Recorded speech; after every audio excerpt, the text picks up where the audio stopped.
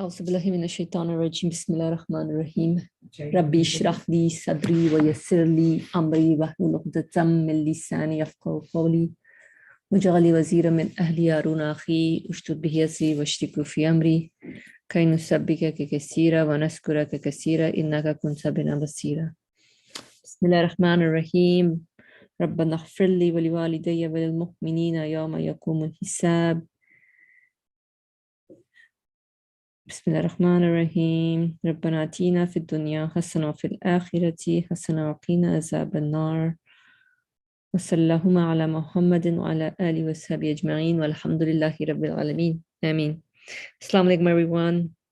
Happy Saturday. Inshallah everybody is doing good. Today we will continue with our studies on understanding what this mysterious universe points to. So we are continuing on with the 15th ray on page 626. We need to go over the third step. Third step. Through the mysteries of the assistance of unity. Through the mysteries of the assistance of unity, facility of unity, and the manifestation of oneness. We shall look at the meaning of this by means of brief indications. That is, due to the unity of sovereignty and all his subjects acting in conformity to his commands alone, it is as easy for a ruler and commander-in-chief to govern a large country and numerous nation as it is to govern the people of a village. So we should look at the meaning of this by means of brief indications. That is, due to the unity of sovereignty and all his subjects acting in conformity to his commands alone, it is as easy for a ruler and commander-in-chief to govern a large country and numerous nation as it is to govern the people of a village. For due to the unity of his decree, the members of the nation become a means of facility. For due to the unity of his decree, the members of the nation become a means of facility, just like the soldiers and his commands and laws are easily executed, whereas if it was left to various rulers, in addition to sinking into confusion, to govern a village or even a household, would be as difficult as governing the country. And since the obedient nation is attached to the single commander, like individual soldiers, through the strength of relying on the commander's strength and his ammunition, stores, and army, each may take an enemy king captive and perform works far exceeding his own individual strength. And since the obedient nation is attached to the single commander, like individual soldiers, through the strength of relying on the commander's strength and his ammunition stores and army. Each soldier may take an enemy king captive and perform works far exceeding his own individual strength. I think each nation rather than soldier, it makes more sense. And perform works far exceeding his own individual strength. Oh, it doesn't matter, because if somebody's acting on behalf of a ruler or commander-in-chief, so that's all that matters at the end of the day. Nothing is acting on its own. So his connection with the ruler obtains for him an infinite strength and power, so that he may perform great works. But if the relation is severed, he loses that vast strength, and with his own petty strength, performs works only to the extent of the arms and ammunition on his back. For if it was required of him to perform all the works he carried out, relying on the power of his connection with the ruler, he would have to have in his arm the strength of the army, and on his back all the ruler's stores of arms and ammunition.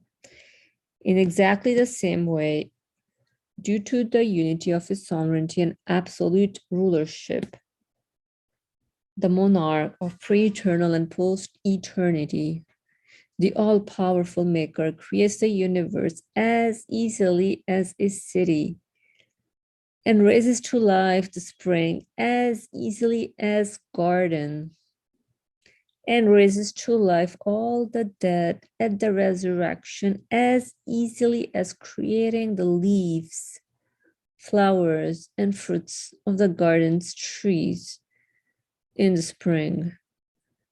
And raises to life all the dead at the resurrection as easily as creating the leaves, flowers, and fruits of that garden's trees in the spring. He easily creates a fly on the pattern of an eagle.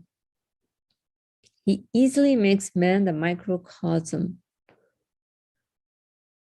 Whereas if ascribed to causes, a microbe would be as difficult as a rhinoceros, and a fruit as difficult as a mighty tree.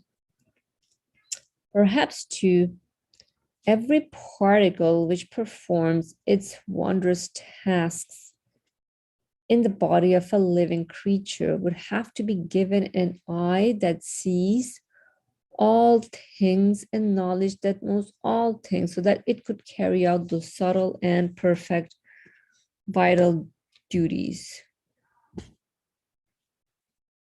Also, ease and facility reach such a degree in unity that they become necessary.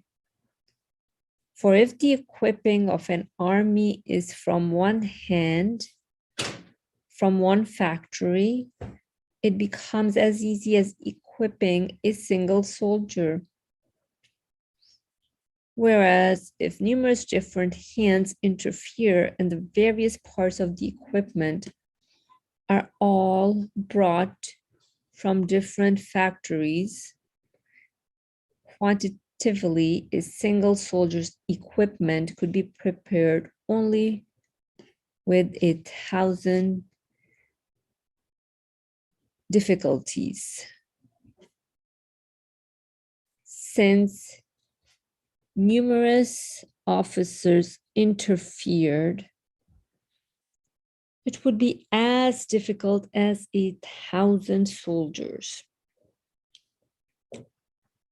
Since numerous officers interfered, it would be as difficult as 1,000 soldiers. Also, if the management and command of 1,000 soldiers is given to a single officer, In one respect, it becomes as easy as a single soldier, whereas if they were assigned to 10 officers or the soldiers themselves, it would result in confusion and great difficulty.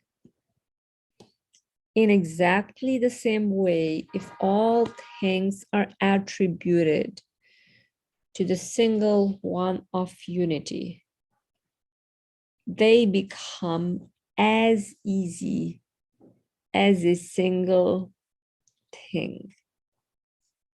If all things are attributed to the single one of unity, they become as easily as a single thing. But if they are attributed to causes, a single living creature becomes as difficult as the whole earth, and perhaps impossible. This means that in unity, ease and facility are at the level of necessity. This means that in unity, ease and facility are at the level of necessity. And with the interference of numerous hands, the difficulties amount to impossibility. As it is said in letters, Maktubat, if the alternations of day and night and the motions of the stars are and the seasons of the year, the autumn, winter, spring, and summer, are left to a single officer and organizer, that commander-in-chief commands the globe of the earth, which is a soldier, rise up, rotate, and travel. That commander-in-chief commands the globe of the earth, which is a soldier, rise up, rotate, and travel.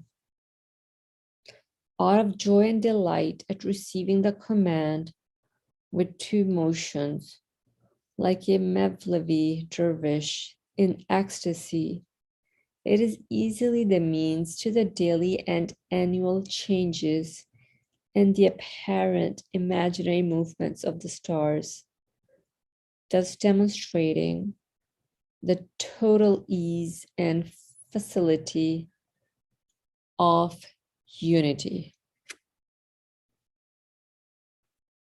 If the alternations of day and night and the motions of the stars and the seasons of the year, the autumn, winter, spring, and summer, are left to a single officer and organizer, that commander-in-chief commands the globe of the earth, which is a soldier,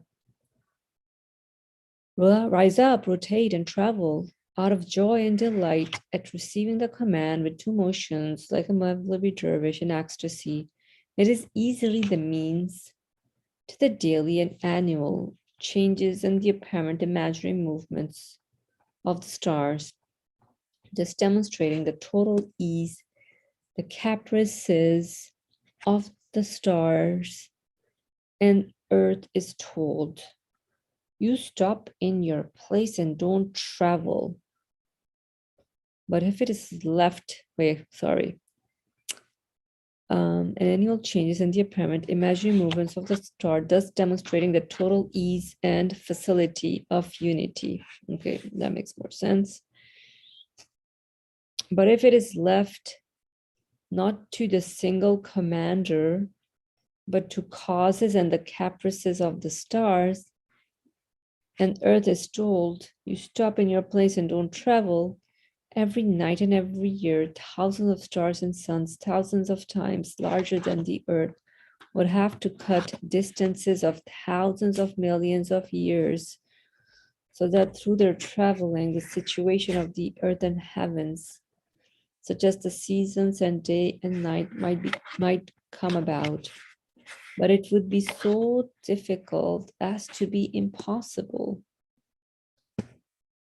The phrase and the manifestations of oneness alludes to a vast and extremely subtle, profound, and extensive truth.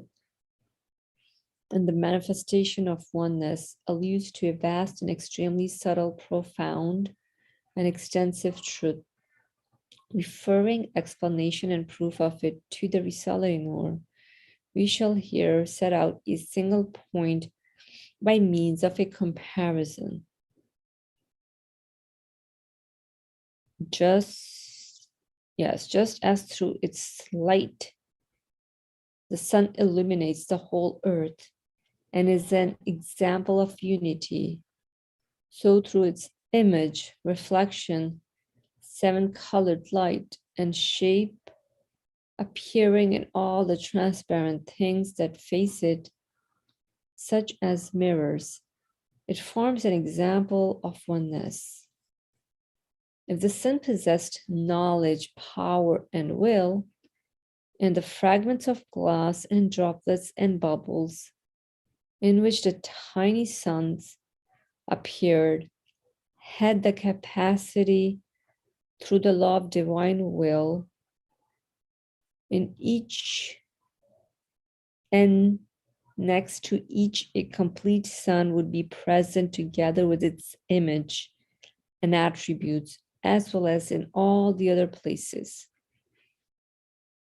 There being no deficiency in its power of disposal to the command, effect, and word of dominical power, it would be the cause of truly extensive manifestations, thus demonstrating the extraordinary ease and facility of oneness. In exactly the same way, just as in respect of his unity, the all-glorious Maker looks through his knowledge, will, and power, which encompass all things and is all present and all seeing everywhere. So with respect to his oneness and through its manifestation, he is present together with his names and attributes with all things, and particularly living things, so that easily in an instant he creates a fly on the pattern of an eagle and a human being according to the system of the universe. In exactly the same way, just as in respect of his unity, the all-glorious Maker looks through his knowledge, will, and power,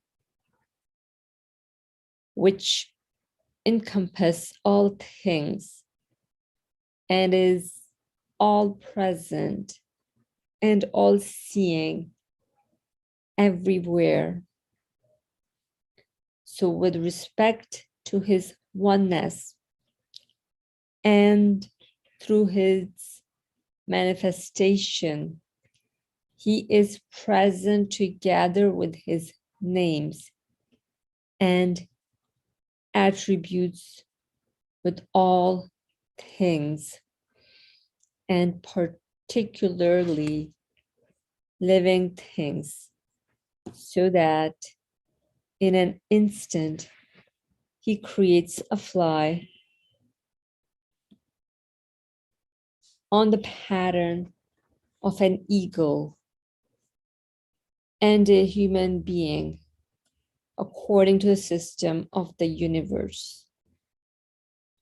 He creates living creatures in a way so miraculous that if all causes were together,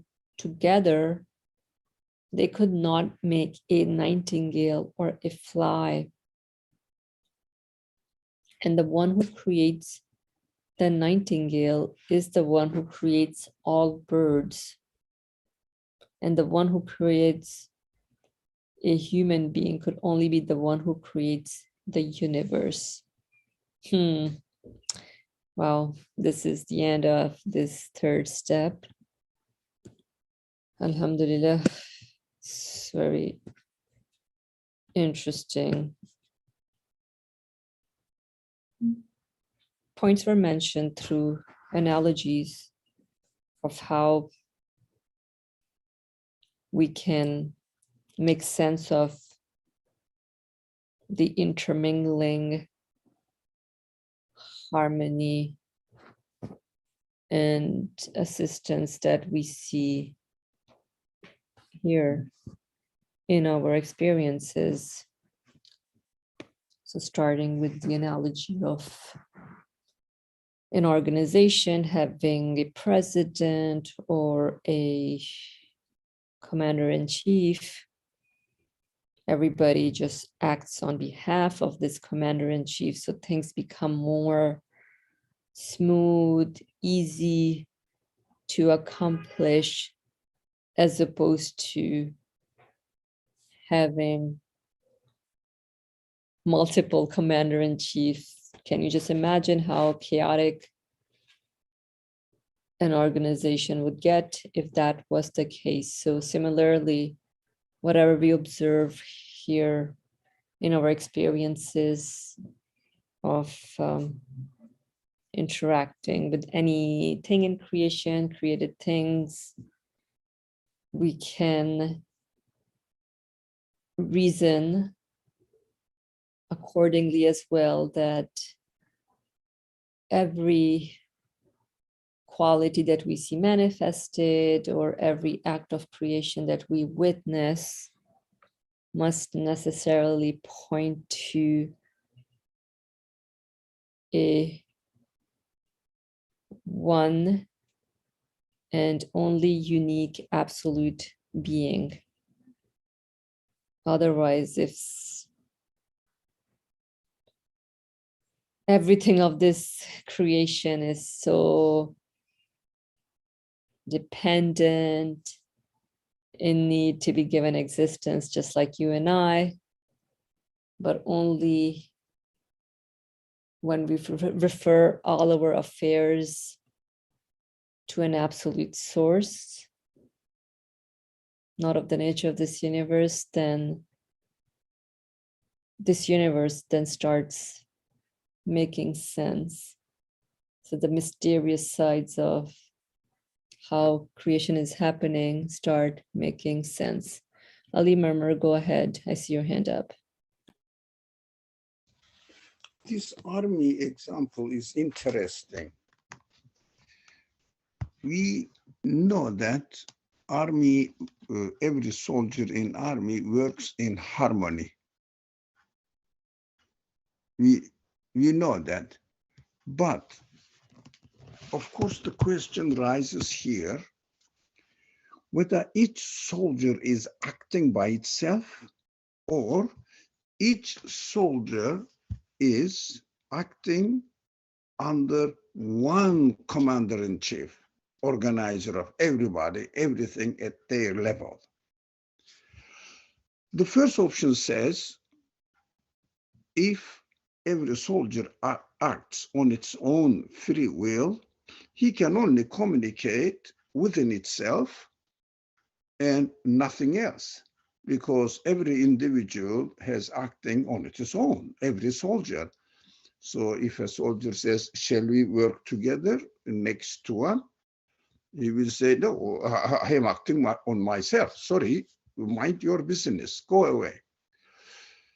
So the human logic says, can we explain the system of the army by attributing every individual soldier to act on its own? The logic says, human logic says, it is impossible, because if each soldier acts on its own, then the army should be in chaos, because the soldiers, each of them acts on its own, acting by themselves. how can we have everybody every soldier, millions of soldiers will act as they want, and there is no human logic accepting or confirming that this may be the possible way of explaining how the army is working in harmony. So another option is if each soldier is not acting on its own, but let's see if it is acting according to the commander-in-chief's command. Each of them receives a command, you should do this according to my will. Otherwise, each soldier is acting. In reality, we see that each soldier is acting in harmony with the rest of the soldiers of the army. They cannot communicate with each other. They cannot know each other. They cannot really impose their will, their choice on another. Impossible, because every soldier has its own action. What the materialist mind says, the atom is multiplying or fusion, becoming, how do you say, exploiting itself and becoming trillions of other atoms.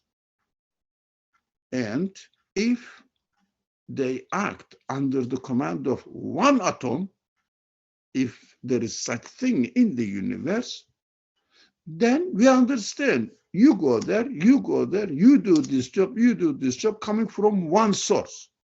Of course, this materialistically biased minds cannot think that an atom will have absolute qualities, because for them, everybody knows, not only for them, there is no infinite, an object which has an infinite quality, absolute quality. This unity means absolute. That's why we prefer to use absolute nowadays, but the author keeps the word in the Quran, ahad, unity of God. It means one creator. It boils down to the same thing, absolute. It must be absolute because one is commanding everything at the same time, with every duty is under its control, and it changes its command in harmony with every soldier at every moment, new arrangement. It is impossible for human logic to accept that there is such a being in the universe, because everything in the universe follows the order. So we have to look for the source of the existence of this order and the existence of the soldiers within this order.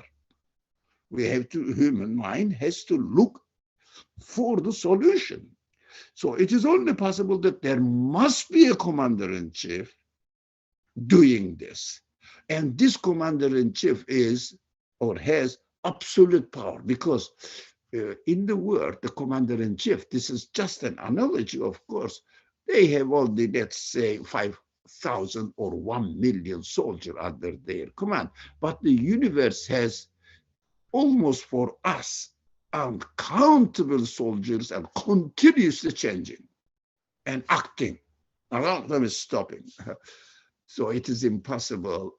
We understand from this analogy that giving or thinking of the existence of the universe in terms of one absolute beings creating it, giving existence to it.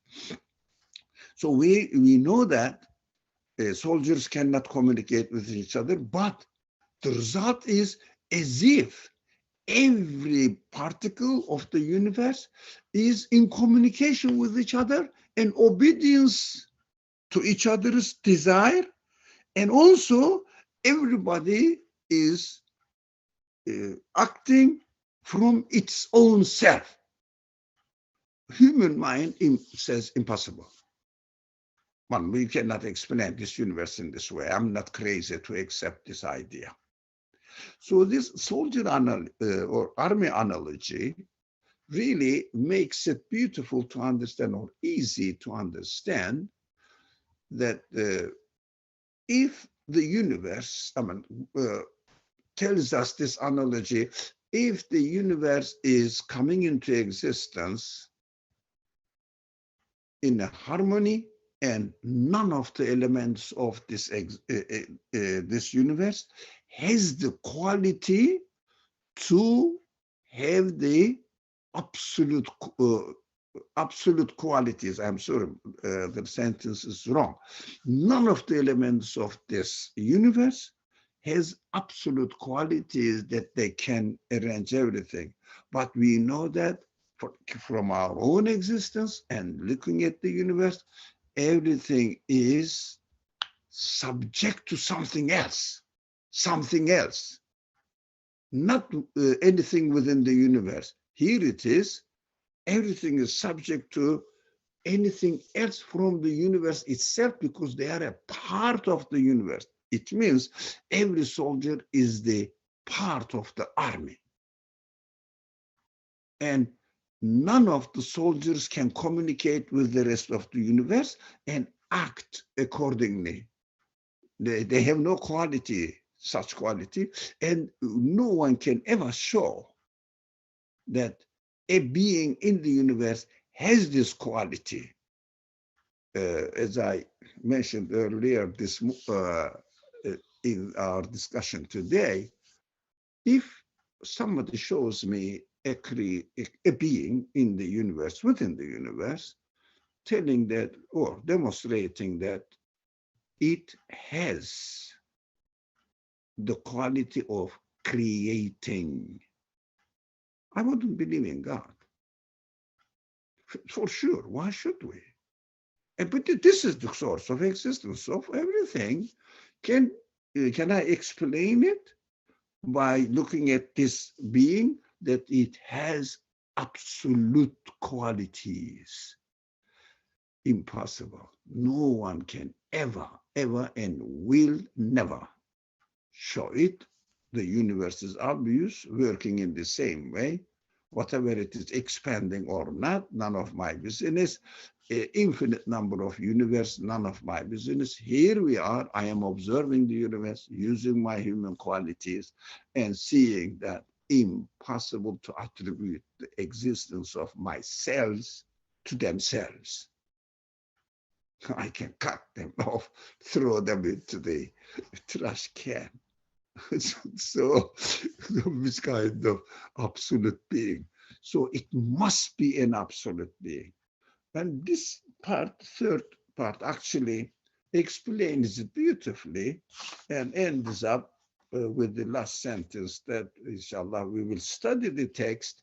At the end, we can discuss about the last sentence, because it's a concluding, simple to understand, and also easy to confirm. Inshallah, let's go through the text, or as much as we can cover the points attracts our attention, inshallah.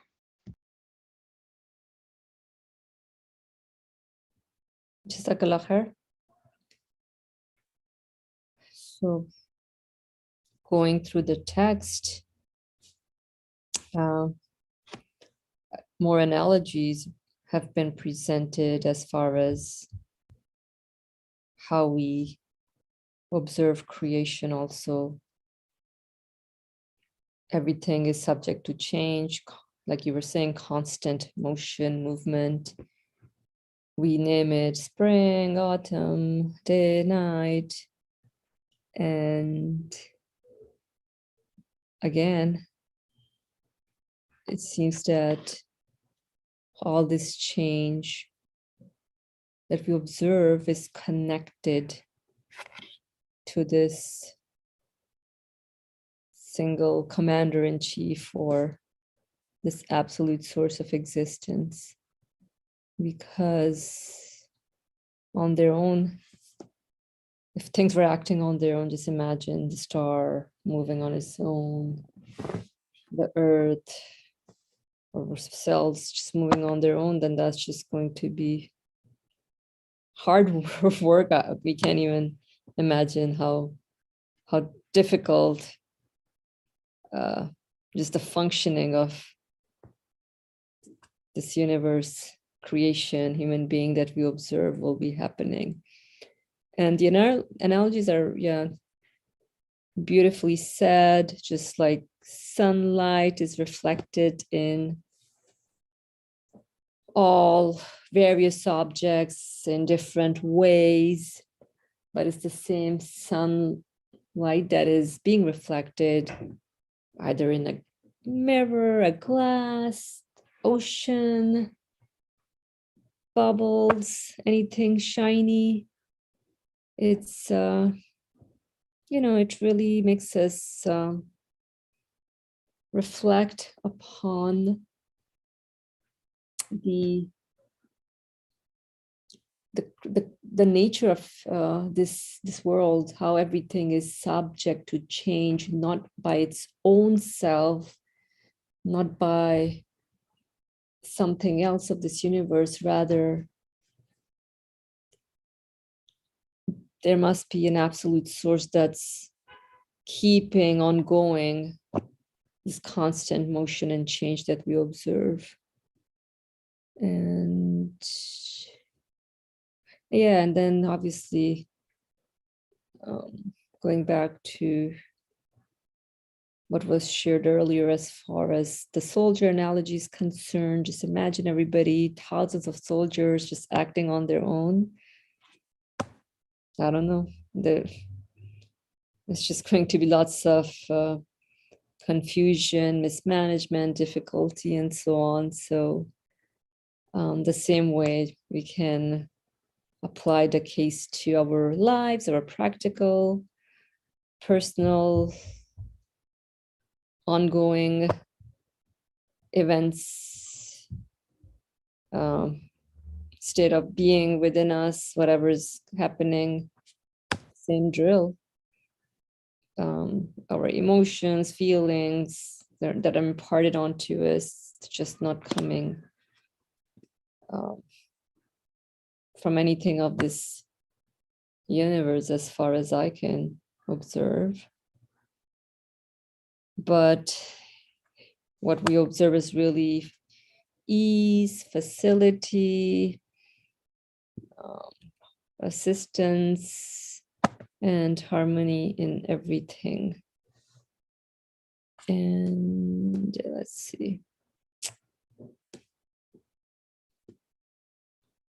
Yeah, like pondering over, there's a lot of things to reflect on as well.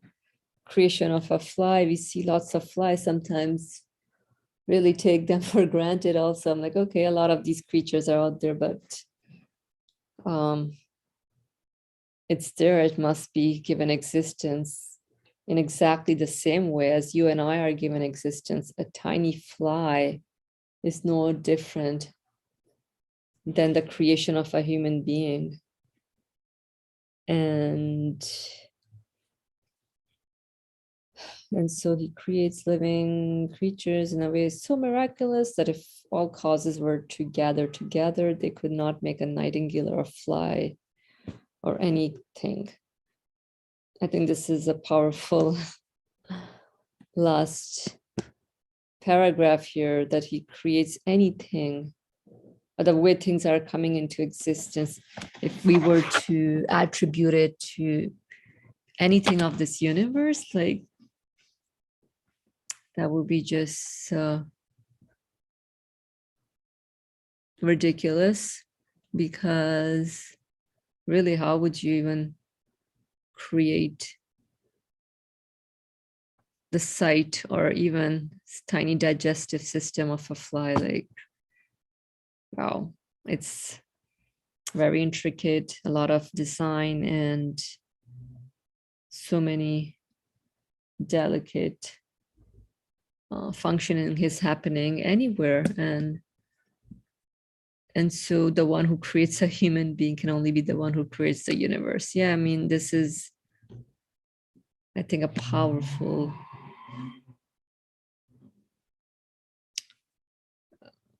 reflection from the author, or statement to sit with, to reflect on, to ponder over. I don't know. I will just see if anybody wants to share anything in regards to the last highlighted piece. Go ahead. Go ahead, Ali Murmur.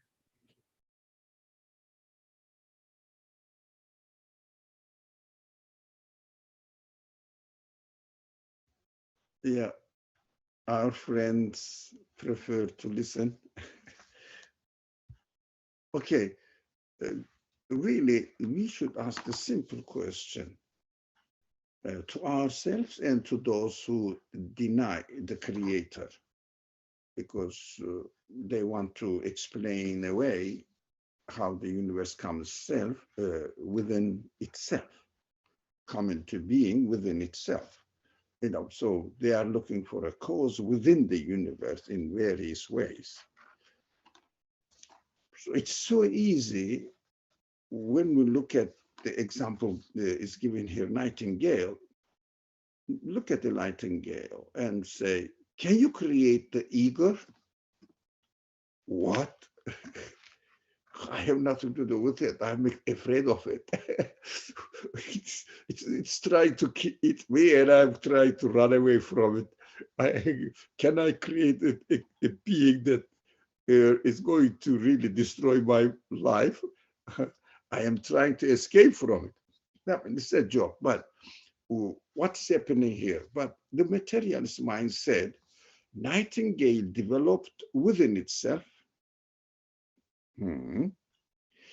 Eagles developed within themselves, sparrows developed within themselves, because their genes are different, developed according to the different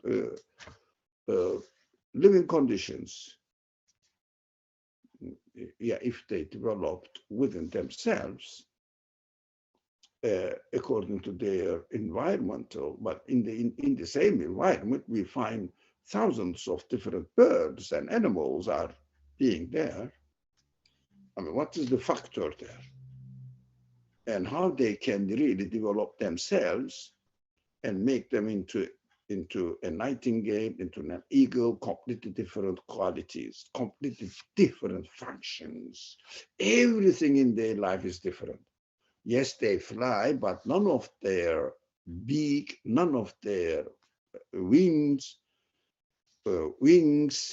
none of their digestive system is the same.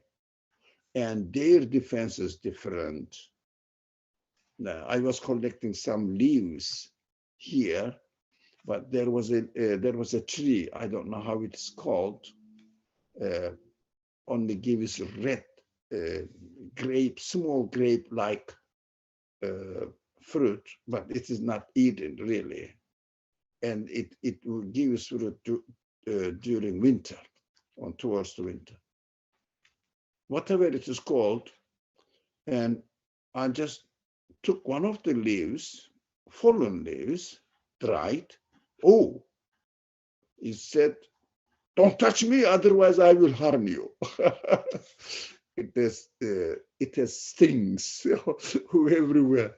It's defense. Everything is created in a way that they want to exist. They want to carry on their life. They don't want to be disturbed, destroyed by another thing. So meaningful. It's just a simple example, but very meaningful. Everything is so meaningful, but they all act in accordance with the rest of the universe. Every animal is different, and if it is developed, they have been developed by themselves. Everything is developed by itself. Then it must adjust itself to the universe by its own choice, But in order to do that, it has to know what's going on in the universe. No, I'm going to make myself in such a way that I need the sun, so the sun must be there. I need this. I mean, accidentally happening and finding itself, developing within the universe by itself. Human logic can never, ever will accept this. But unfortunately, they do some conditioned mind with biased ideas of the some people. They call themselves materialistly conditioned mind scientists. They say, we will explain it, we will find it. Okay, human mind is there. So we understand that if a being cannot know the whole universe, cannot really develop itself within the universe in order to adapt itself, but the external factors affect on them. What are they? Weather, climate, geographical conditioning, whatever, the air, but do they have any conscience to develop eagle as eagle, nightingale as nightingale, and other beings, animals, plants as they are, in each of them within their individual existence, they make such a nonsense claim that they tried to adapt themselves to the environment. Who's going to try it? That's why they survived. But how can they try it? How can they try to develop themselves? Do they have free will on their own selves? Do they have any quality to create themselves? These are enormously important, open, clear questions, and they just cheat us saying that it is developing by itself, improving by itself, evolving by itself. Just a sentence. Has no reality at all. But you see, they are acting in accordance with the requirements of the atmosphere. Are they created within the order of the universe in accordance with the conditions of the universe, like the soldiers of the army?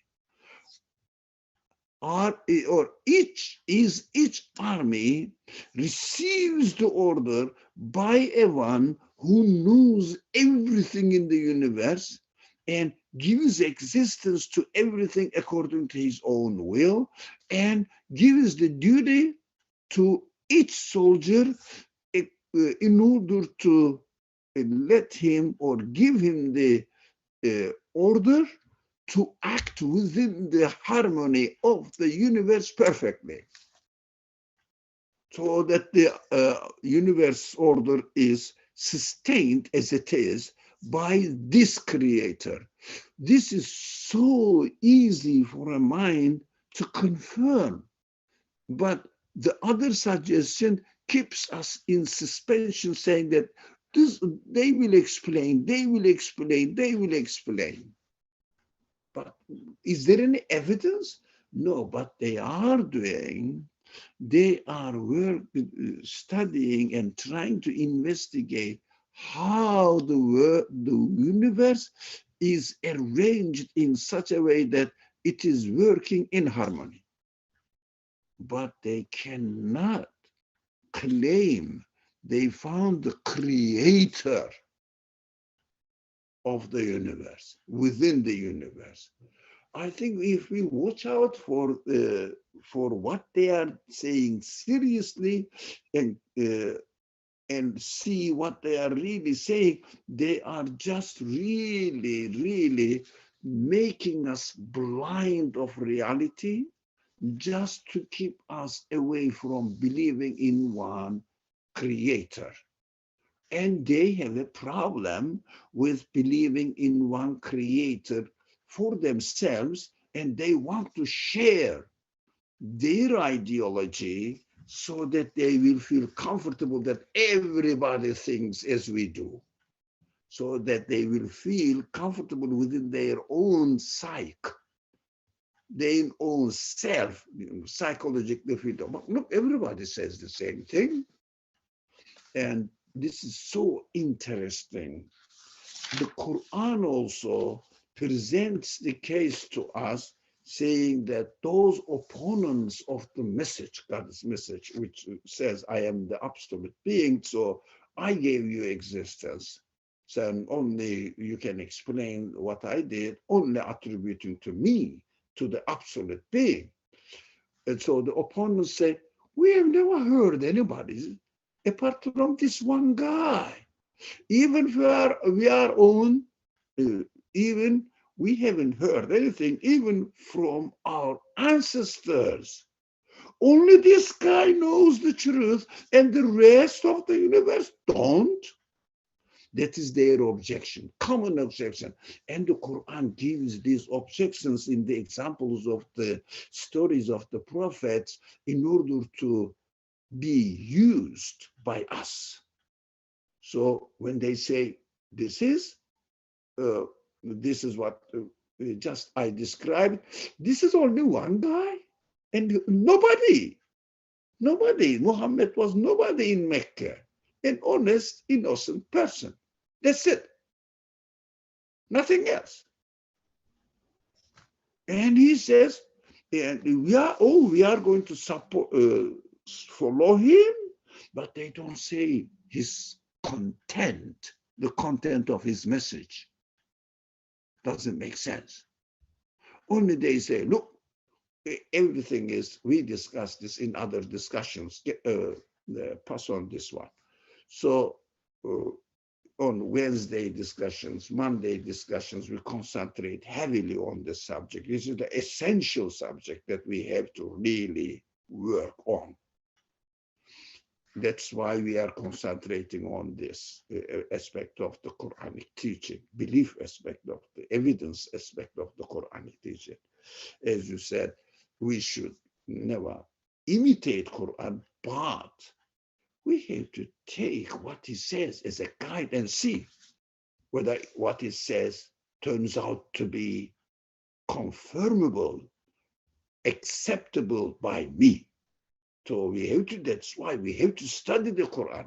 But those people cannot study the Quran, just read the translation, get the story as a story. None of my business. I'm not saying they are bad, they are good. They are good that they are trying to at least communicate with the Quran and get a glimpse of it. Okay, why not?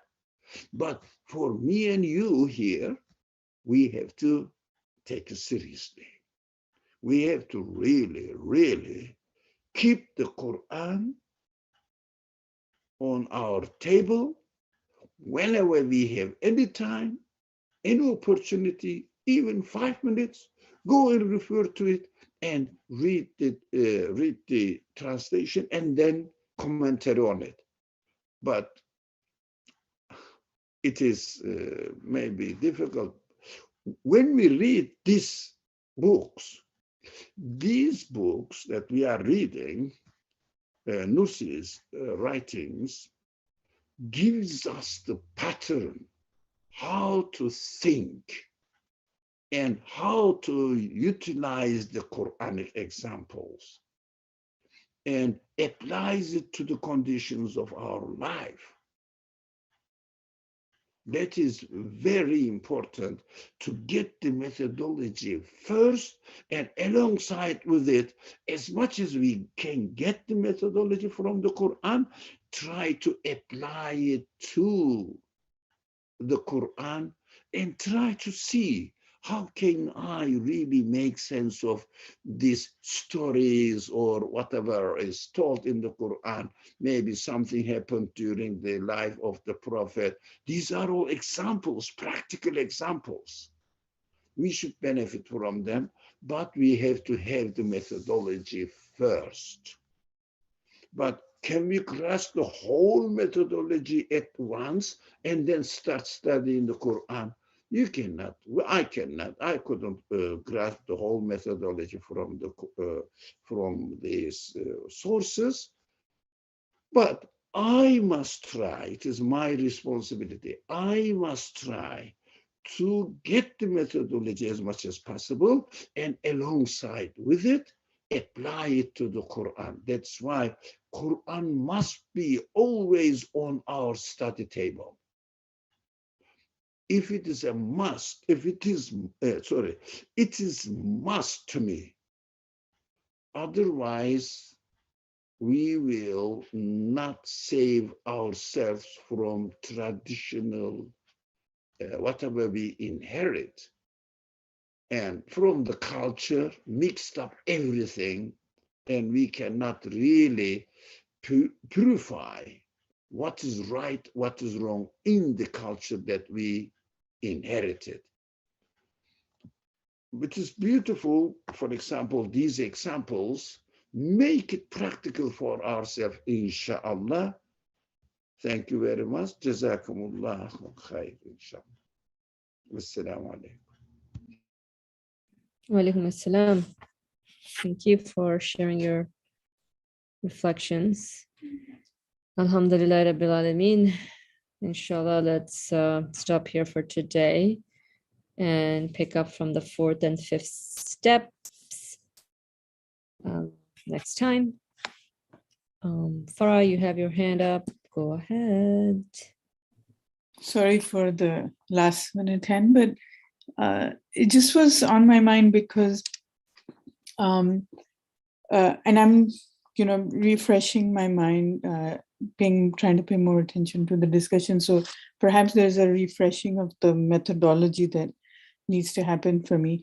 But like reading the 3rd step that we did today, from one aspect for me, it seems like, being familiar with this methodology, there seems no, I have no objection, or on the other side, it seems very clear about the aspect of unity and the example given, and how, the creator of the apple must be also the creator of the universe. And so logically, all of those things make sense. And something that I know that we emphasize quite a bit, and very often, not just in these discussions, but also in this text. So at one time, I think that, okay, maybe the only method of approaching life, ourselves, the Quran, is just repeating the same thing over and over again, and that creates depth in it. So if I am not perhaps finding something new in, let's say, the paragraph that we read today, that it is because there's some sort of refreshing that needs to happen, but that at the same time, that this is really the only way. There is no other way to approach life in the Quran, which is to constantly keep reflecting on the same fundamental point that allows one to confirm the unity and oneness of the being, of the creator. So I guess this is just a thought and to myself, and we don't have to discuss it longer, but I feel like there's nothing else. I mean, I'm not simplifying it, but I just get a sense that this is the only point that one has to keep developing, and that sometimes from other traditions in Islam, we see, or I experienced, people talking about like, the other knowledge, or levels of knowledge, and like, there's more, and etc. But it seems like it's not more in quantity, but it's more in depth. So I leave it here. Maybe Dr. Ali has sensed, a way to answer or share something.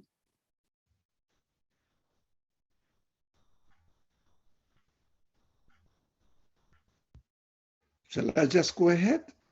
The moderator, I'm asking the moderator. Yeah, go ahead. Yeah. So it's a good question, and not only you, Farah, asked this. Everybody asks this. We have to look at the creation. From one side, it is so much complicated, but smoothly working. From another side, it is repeating. Every day is repeating, sun is repeating, the atoms are repeating, electrons are repeating, our life is repeating. Every day we eat, we breathe, we breathe, we breathe, we breathe, and we drink, or we communicate, etc., etc., etc. Why is it that? We have to see that the purpose of the universe is so simple, very clear and simple. One thing, I have to know who I am and who my source of existence is. Very simple. But I have a very complicated senses, changing continuously, reacting continuously in a different way. What I have to do, I need to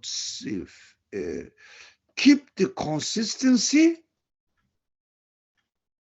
in my choices according to the directions that the feelings are taking me. I'm not saying egoistic feelings, no, everything. Appreciation, defending, being sorry, getting excited, loving, or hating, disliking, whatever. They are all complicated human feelings. We have to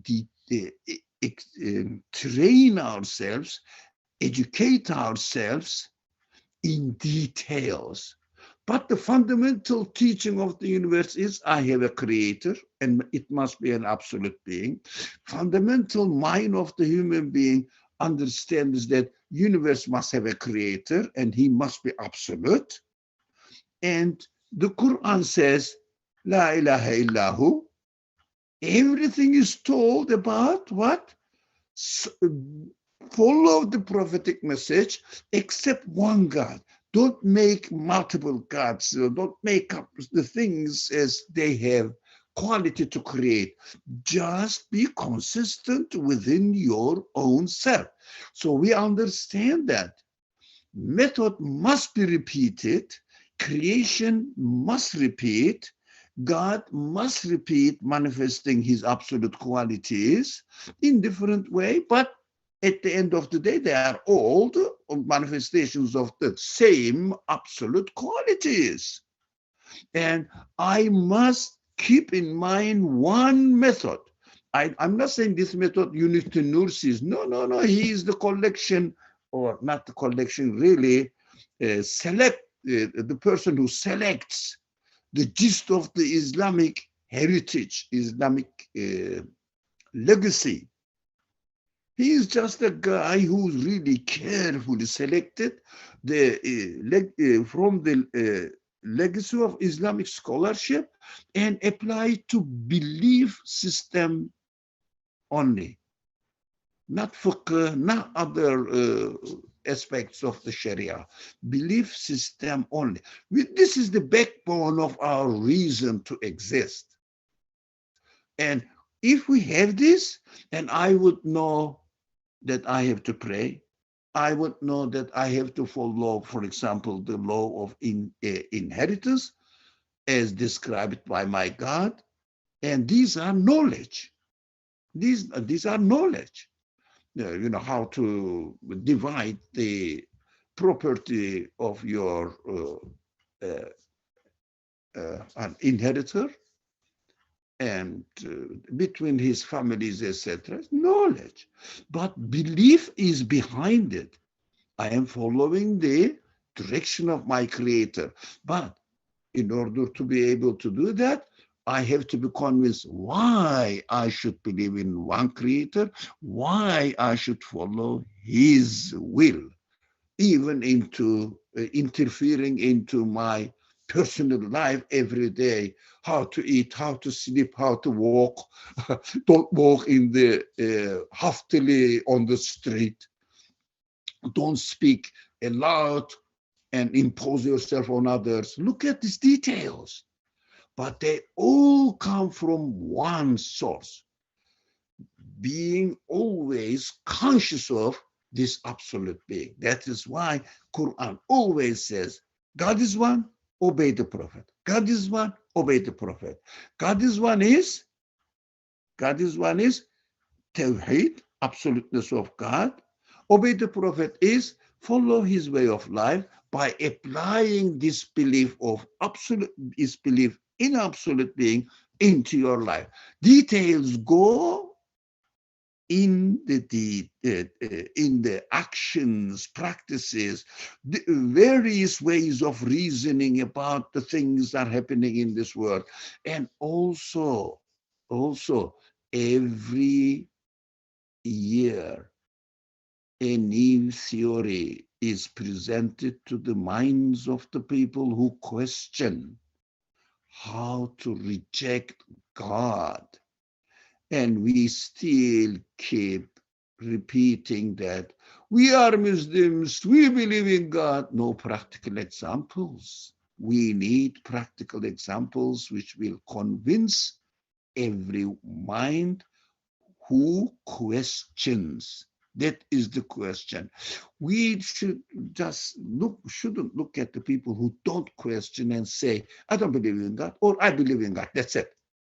These are very simplistic, and new generation is receiving thousands of different venues through internet facilities, and hearing them what they are saying, we have to answer what they say according to one criterion, but applied in many fields. That is what this criterion is established in the book we read. But it is not unique to Nursi. No, there are many other sources touching upon it and studying other subjects as well. And Nursi took them and prepares for us. Why not to benefit from them? Otherwise, we cannot say that is the only person who invented this method by himself. Impossible.